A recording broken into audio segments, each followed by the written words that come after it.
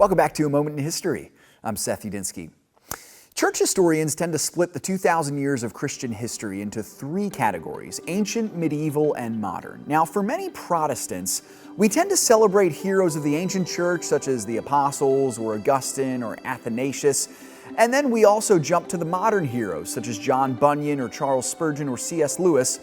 But we often erroneously skip over the medieval church, which, to be fair, was a dark period of church history that the light of the gospel thankfully broke back through with the Reformation of the 16th century. But still, there were some titans in the medieval church as well, and one of them was a 13th century Italian Dominican friar who would be remembered as the preeminent Christian thinker of the Dark Ages, Saint Thomas Aquinas.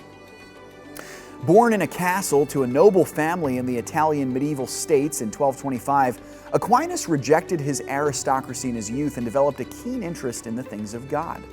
He lived in an Italian abbey as a boy, and as a very young man he entered the Dominican monastery in Naples in 1244, which began a lifetime of theological study and philosophy. Now, in a time period that is sometimes unfairly heavily remembered for a lack of critical thinkers, Thomas Aquinas was a giant.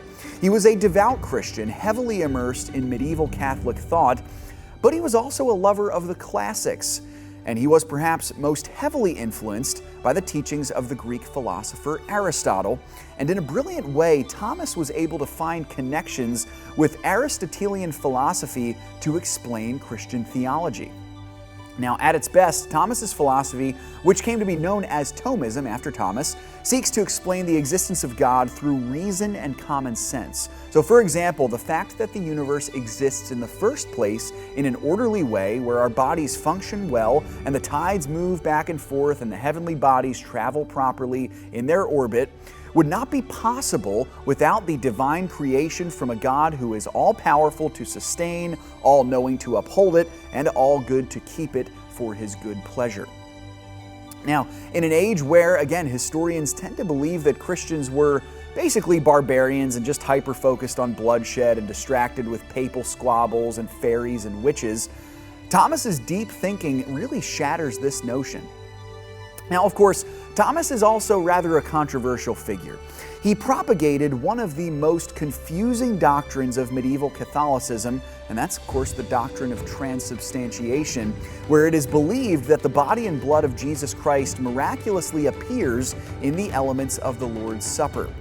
It was this doctrine, among others, of course, that Luther and the Reformers would do battle against during the 16th century Protestant Reformation.